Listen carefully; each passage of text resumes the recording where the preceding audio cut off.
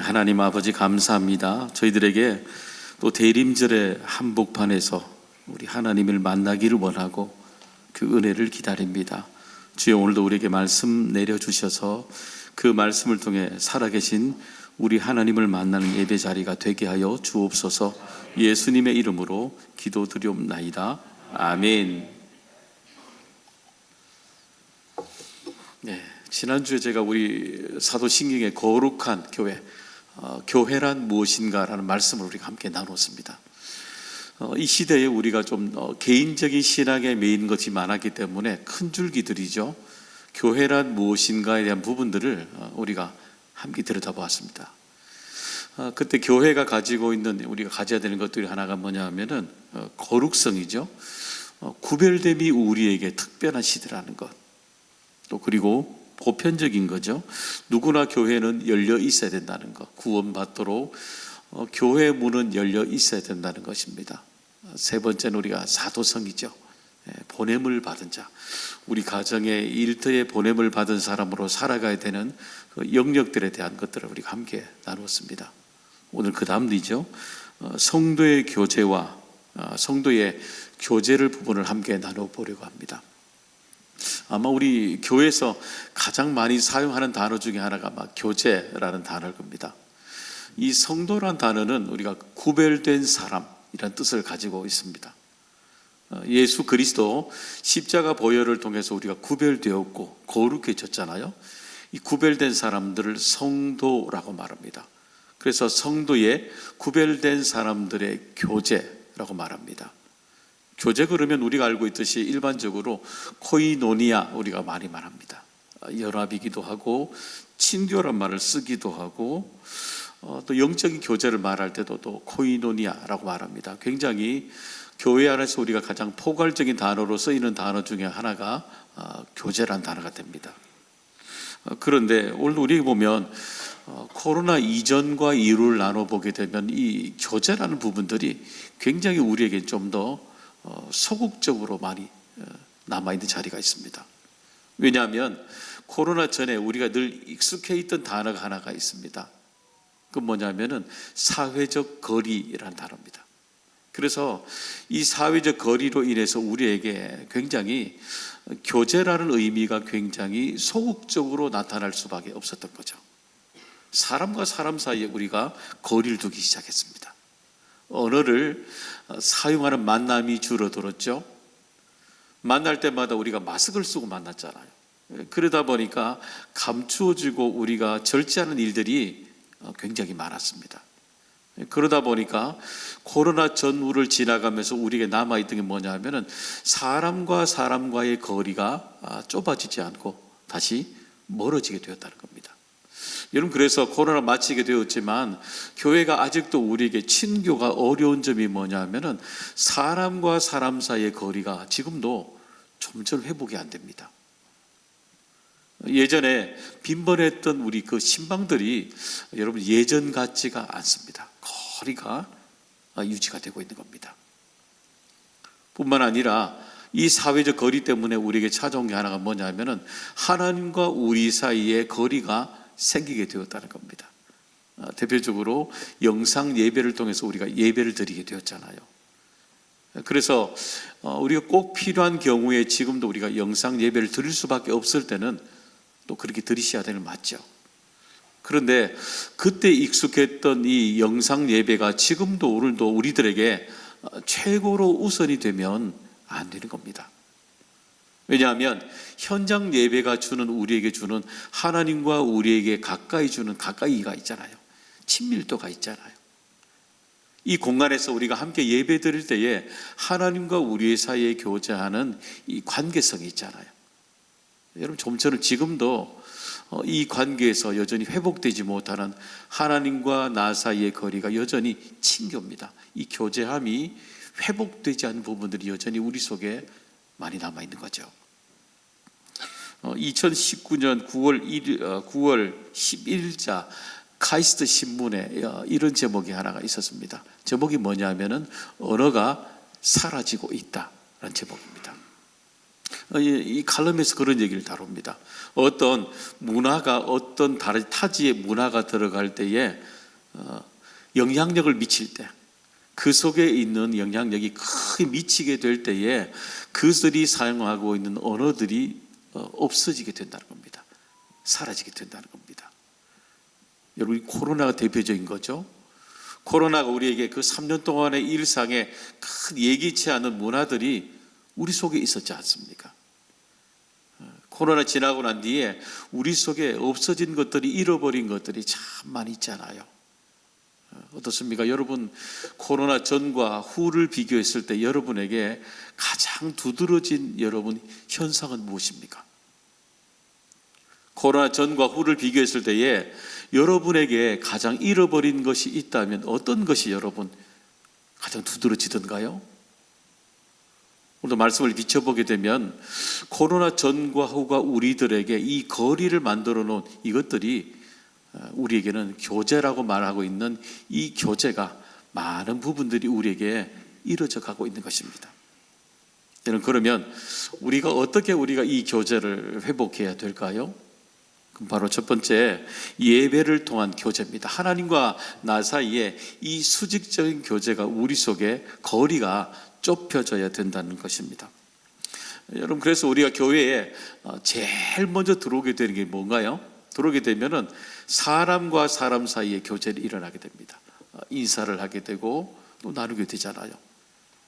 그리고 교회 안에 들어오게 되면 모든 사람들과 다 함께 오늘도 우리는 이 자리에서 예배를 통해서 하나님과 교제를 제일 먼저 시작하게 되는 겁니다. 함께 밥을 먹는 행위에 담긴 의미라는 우리 박진환 씨죠.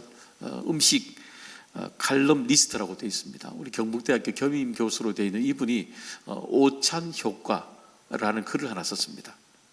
거기 보니까 우리나라 사람들이 밥 먹을 때 대한 일상의 얘기를 다뤄냈습니다. 우리가 보통 제일 먼저 사람들과 교제할 때 가장 많이 사용하는 단어가 여러분 뭡니까? 밥 한번 먹자 아닙니까? 보통 우리가 밥 먹자 얘기를 종종 잘하게 되죠. 그러면 우리가 밥을 먹자 말하게 되면 그냥 밥을 먹는 것이 아니잖아요. 또 시간을 정해야 되죠. 장소도 정해야 되죠. 만나게 되면 어떤 이야기를 할지도 우리가 얘기하게 되죠. 그리고 그 시간까지 우리가 기다리면서 준비를 해야 되지 않습니까? 그리고 음식을 먹을 때면 음식만 먹는 게 아니죠. 만나면은 그 안에 우리가 공유되는 것들이 굉장히 많습니다. 기쁜 일도 공유가 되고, 때로 우리가 서로 몰랐던 서로 간의 깊이 있는 얘기도 공유가 되고, 새로운 일들을 굉장히 공유를 많이 되잖아요. 그때 우리가 음식을 먹을 때 그 음식이, 그 포도당 같은 음식들이 우리에게 굉장히 긍정적인 이 에너지를 만들어낸다고 합니다. 그래서 우리가 밥을 먹는다는 것이 단순히 밥 먹는 것이 아니라 효과가 있다는 겁니다. 긍정적 에너지를 만들어낸다는 겁니다. 그것을 오찬 효과라고 얘기했던 거죠. 여러분, 우리 예배도 동일해요. 예배가 오늘도 이 자리에 우리가 함께 예배를 드리길 때에 예배를 통해서 우리에게 주시는 참 다양한 먹거리들이 있는 겁니다. 바로 우리는 이 예배를 통해서 하나님과의 교제가 시작이 되는 겁니다. 어떤 먹거리가 있던가요? 우리가 예배 안에 찬양이 있습니다. 그리고 기도가 있습니다.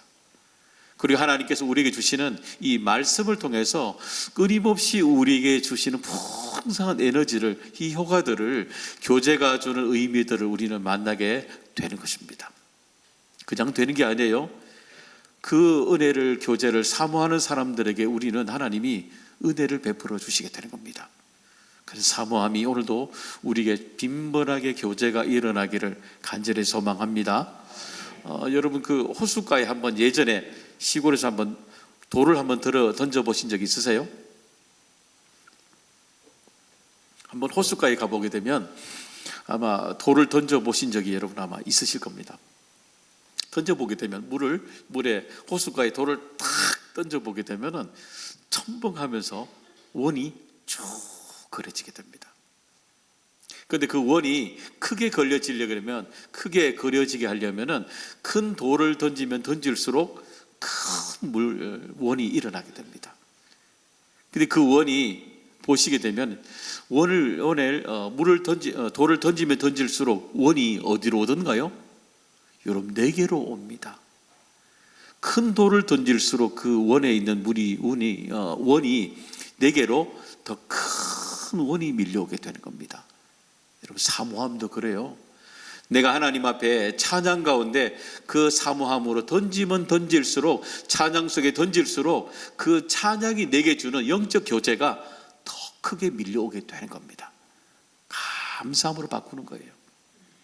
기도할 때에 우리 하나님 앞에 기도를 크게 던지게 되면, 사모함으로 크게 던지게 되면 그 기도를 통해 내게 주시는, 하나님께서 내게 주시는 그 평안함이 있는 거예요. 응답을 통해 주시는 풍성함이 내게 사모하는 자에게 영적 교제가 내게 밀려오게 되는 겁니다. 말씀도 그래요. 하나님의 말씀을 내게 주시는 말씀으로 붙들고 있을 때에, 그 사모함으로 하나님의 말씀을 붙들 때 그 사모하는 말씀이 내게 여러분 밀려오게 되는 겁니다. 그렇지 않아요? 30배, 60배, 100배 해당하는 하나님의 그 말씀이 우리들에게 밀려오게 되는 겁니다. 우리 시편 말씀 한번 읽어볼까요? 107편 9절에 이렇게 우리에게 말씀 주시고 있습니다. 읽어보겠습니다. 제가 이건 안 드렸는가 봐요. 제가 읽어볼게요. 그가 사모하는 영혼에게 만족을 주시며 줄인 영혼에게 좋은 것으로 채워주심이로다. 그러니까 사모하는 영혼에게 어떤 걸 주셔요? 만족을 주시는 겁니다. 이 만족이라는 것은 어떤 거냐면 행복을 말합니다. 우리에게 행복을 주시고 우리에게 감사를 주시는 겁니다. 하나님이 사모하는 영혼에게 하나님이 감사를 주시고요, 행복을 주시는 겁니다. 여기 보니까 줄인 영혼에게 말씀합니다. 줄인 영혼에게 하나님이 같은 좋은 것으로 오늘도 여전히 우리에게 베풀어 주시는 겁니다. 사랑하는 여러분, 오늘도 성도가 성도가 교제할 때 가장 중요한 출발의 교제는 하나님과 나 사이의 영적 교제입니다. 그 영적 교제는 하나님이 오늘도 예배를 통해서 우리에게 말씀과 기도와 또 찬양을 통해서 우리에게 교제가 주는 효과들을 우리에게 베풀어 주시는 겁니다. 감사함으로 또 행복함으로 우리 모두에게 베풀어 주신 은혜가 있는 것입니다. 그런 은혜들이 여러분의 삶의 자리들마다 풍성하게 채워주시기를 간절히 소망합니다. 두 번째는 우리에게 필요를 나누는 교제라고 말씀하고 있습니다. 바로 성도의 교제는 수평적인 이 나눔의 교제를 통해서 우리에게 일어남을 말씀해 주시고 있는 것입니다. 여러분, 종종 우리는 교회를 이야기할 때마다, 가장 이상적인 교회를 이야기할 때마다 초대교회를 이야기하게 됩니다. 근데 초대교회는 사실은 지금 우리들 교회와 비교해 보면 굉장히 열악한 조건입니다. 교회 크기는 너무너무 작죠. 왜냐하면 집이잖아요. 스몰한 집으로 이루고 있었죠. 교인들도 너무너무 작죠. 그렇다고 해서 그들이 부자든가요? 아니요. 대부분이 가난한과 여인들이 대부분이었죠. 가난하죠. 그럼 그들에게는 그런 핍박이 없었나요? 핍박이 너무 많았죠. 핍박 중에 그들이 이 초대교회를 쭉 유지하고 있었던 겁니다. 그런데 보시게 되면 여러분, 초대교회 오늘 44절에서 47절까지 읽었던 본문의 이야기 읽으면서 여러분, 초대교회에 여러분 불편한 것 보셨어요? 온통 우리가 이야기할 때에 초대교회에 온통 우리는 불편한 자리를 우리는 알고 있잖아요. 그런데 우리는 이 본문을 읽어보게 되면은 초대교회가 가지고 있는 이 불편함들을 하나도 내색하지 않고 있습니다. 우리는 더 이상적인 모델이라고 이야기하고 있지 않습니까? 그 이유는 뭐냐면은 우리가 가지고 있는 이 생각에 불편함을 뛰어넘는 가장 중요한 교제가 일어났기 때문인 것입니다. 그건 뭐냐면 각 사람들에게 필요를 따라 나누어주고 있는 교제가 있었기 때문인 것입니다. 그러면 어떤 교제일까요? 그 교제는 오늘도 보면 45절에 그렇게 설명하고 있죠. 필요를 따라 나누는 교제 설명하고 있습니다. 읽어보겠습니다. 또 재산과 소유를 팔아 각 사람의 필요를 따라 나눠주며. 그렇죠. 여기 보면 각 사람들에게 필요를 따라 나누어 줄 수 있는 그 필요 때문에, 필요를 따라 나눠주는 교제 때문에 그들의 삶의 열악한, 수많은 열악한 모습들이 이겨낼 수 있었던 것입니다. 여러분, 어쩌면 오늘도 우리들에게 가장 필요한 교제가 바로 필요를 따라 나누어주는 교제가 되는 겁니다.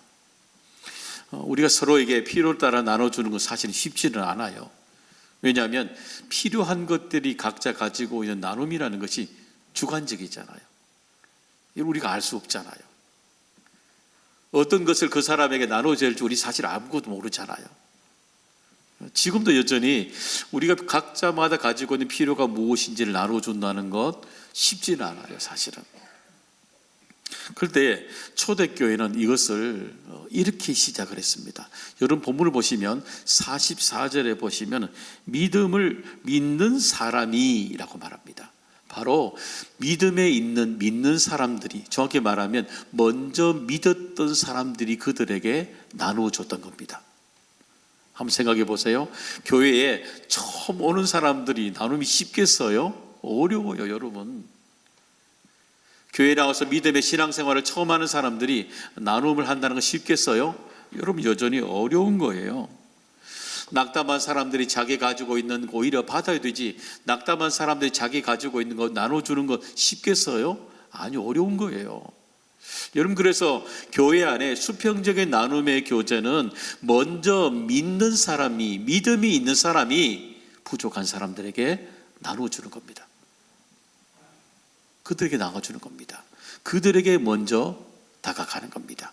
필요를 따라라고 말합니다. 그들에게 정말 무엇을 필요로 하는지 그들에게 질문하기 시작하는 겁니다. 아마 그들에게는 때로는 물질도 필요하겠죠. 우리가 물질을 다 줄 수는 없지만 최선을 다할 수는 있잖아, 그죠? 어떤 사람들에게는 믿음의 문제로 나가지 못하는 사람도 있을 겁니다. 아마 초신자겠죠. 그런 분들에게는 교회의 믿음의 사람들이 어떤 믿음을 가지고 살아가야 되는지 믿음을 그들에게 나누어 줘야 되는 겁니다. 내가 인생 살아가면서 교회에 일상생활하지만 여전히 세상에 우리는 살아가고 있기 때문에 세상 가운데 찾아오는 수많은 어려움들도 있잖아요. 그 어려움들이 교회에 가지고 왔을 때 그들이 어떻게 이 문제를 풀어갈지, 여러분 해결해 갈지, 여러분 그들에게 우리는 질문하면서 그들과 대화를 해야 되는 겁니다. 여러분, 우리 교회가 그래요? 교회가 큰 것이 중요한 게 아니고 작은 것도 중요한 것도 아닙니다. 교회 안에 가장 중요한 것은 뭐냐면은 성도들 간에 얼마나 필요를 따라 나누고 있는 성도의 교제가 일어나고 있는 교회인가, 이게 중요한 겁니다. 내가 교회에 오면서 얼마나 교제함으로 나눌 수 있는 사람이 얼마나 되고 있는가, 내가 필요를 나눌 수 있는 영적 교제가 얼마나, 성도의 교제가 얼마나 일어나고 있는가, 이 질문이 되는 겁니다. 사실 이 질문은 어렵지가 않아요. 왜냐하면은 먼저 내가 믿음이 있는 사람들에게, 그들에게 먼저 질문을 주는 겁니다. 나눠주는 겁니다. 그러면요, 그들 가운데 가장 필요로 하는 사람들이 그 얘기를 듣고 바로 공동체 사람이 되는 것이고, 성도의 교제를 통해서 그의 인생에 가장 중요한 영적 공급원이잖아요. 그 필요를 교회 안에서 교제를 통해서 날마다 채워갈 수 있는 교제가 일어나게 되는 것입니다. 여러분, 우리가 교회에 먼저 왔다는 것이 우리에게 거룩한, 우리에게 축제가 되듯이, 은혜가 되듯이, 오늘도 여러분 만나는 사람들에게 먼저 여러분의 믿음을 나눠줄 수 있기를, 그들의 필요를 질문해주는 우리 모두가 되기를 간절히 소망합니다. 세 번째는 바로 영향력을 우리가 밖으로 나타내는 교제를 말하고 있습니다. 여러분, 요즘 교회가 이웃에게 영향력을 나타내기가 쉽지가 않아요. 여러분, 굉장히 요즘에 우리 교회가 할 수 있는 일들이, 여러분 어떤 일을 할 수 있을까요? 이웃들과 함께 쉽지가 않아요, 여러분. 교회 밖을 나가보게 되면, 복지센터에 가게 되면은 예전에 교회가 하고 있는 일, 복지센터에서 다 하고 있습니다. 다 하고 있습니다. 여러분, 우리 여기 앞에 전농초등학교에 가보게 되면은 아이들이 부산물로 하고 있는 여러 가지 활동들이 있잖아요. 여러분 보시면 우리 아이들 방과 후 학습 중에 골프 교실도 있습니다. 다 있습니다. 우리가 여러분 할 수 있는 것들이 생각보다 없어요. 웬만한 것들은 예전에 교회가 했던 일들은 지금 이미 나라가 주위 이웃에서 모든 것들은 다 감당하고 있습니다. 그렇기 때문에 교회가 교회 밖의 사람들과 교통하고 그들과 함께 교제해야 되는 것, 정말 고민할 수밖에 없는 상황이 된 겁니다. 예를 들어서 이런 모습이죠. 우리 한번 이 사진 한번 볼까요? 읽어보겠습니다.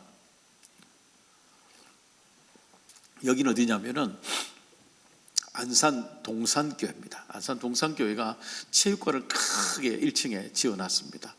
여기 가보면은 이 체육관은 이렇게 개방을 해도요, 그래서 안산시와 함께 협업을 해서 지원을 받아서 높게 저렇게 또 지어놨습니다. 안쪽 그림도 한번 볼까요? 보시면, 여기 보시면 키즈 카페도 만들어놨습니다. 그래서 그 교회 주변에 있는 사람들에게 개방을 합니다.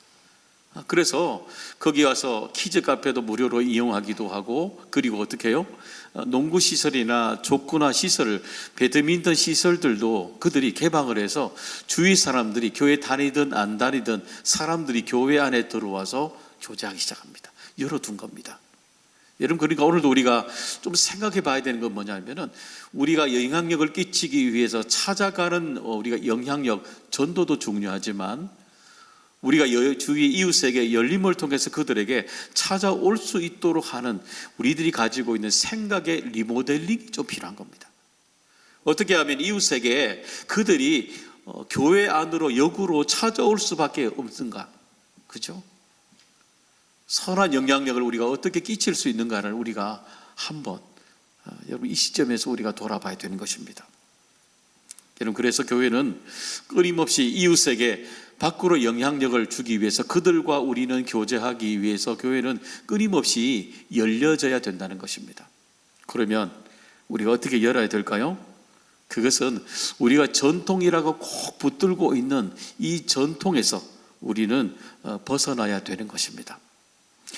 살아있는 교회를 해부한다, 톰 레이리 목사님의 책입니다. 그 책에 보게 되면 현대 교회가 살아나는 방법의 얘기를 중에 그 중에 하나를 얘기를 하고 있습니다. 그건 뭐냐면은 전통적인 교회들마다 전통적인 함정에 빠져 있다는 겁니다.